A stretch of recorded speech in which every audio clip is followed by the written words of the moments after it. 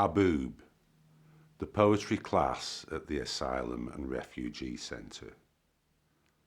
I'm seeking out the common ground, that piece of manicured lawn, barren scrub, metalled road, or corrugated shack where we can meet.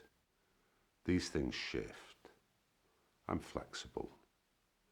As a boy, believing there was room at the top, I took the night bus to Monte Carlo. My first encounter, an angry waiter. I couldn't understand why he would expect 15% for walking 5 metres with a coffee. He couldn't understand what I was doing there. He had a point. 2 years later, a dormitory with refugees in Istanbul. A place of shadows, the bare yellow bulb illuminating the communal pots which bubbled and steamed on a gas ring. Dignity amid the poverty. 3 decades on, I walked with the future king over DC's hallowed turf. We spoke of the environment, a shared burden. When selecting poets for the class, I avoided confessionals, taking a lead from Burns, whose first-person narrative was a collective we, giving voice to the smallest, insignificant and reviled, a common ground. The students begin to write. One man is reluctant. His pen poised, he's overwhelmed, intimidated by the blank sheet of paper. He's crossed mountains and deserts, being half starved and almost suffocated in sealed containers. This is different. He stares at the page and goes nowhere. Migrant, refugee, asylum seeker, freeloader. It's a bad time to get blown up on these shores.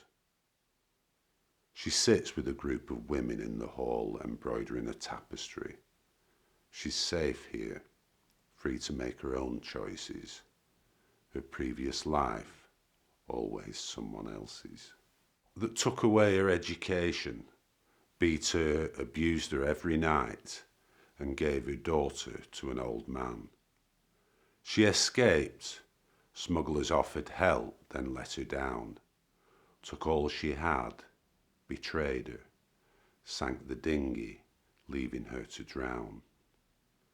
She concentrates on her embroidery, each staggered stitch a refugee.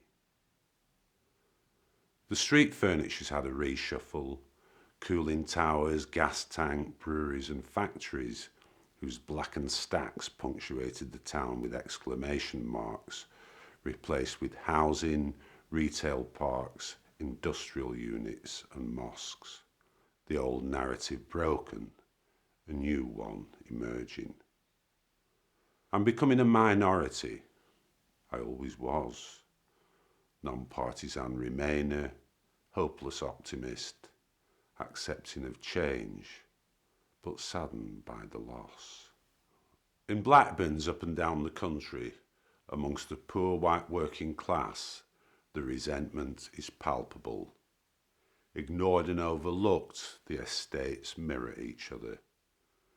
Booze-buster, bookies and nail bar, the proliferation of St George's flags, tied to fences, bolted to sills and stretched across bedroom windows. A last stand, a community under siege. The plucky Brits at Rorke's Drift, holding out. Poverty, resentment, patriotism, a boy's own view of British history, a combustible mix. Something had to give. It moves through town and city, blowing up our streets and through our courtyards, passing through windows, under doors, creeping into our houses, choking, suffocating. What a difference a year makes. How quickly priorities change. Back in class, we're discussing allegory, how you can say one thing yet mean something else, the art of concealment. The reluctant student begins to write. From right to left, his Arabic script breaks like gentle waves across the surface. He's free now, no longer afraid. There is still somewhere to hide.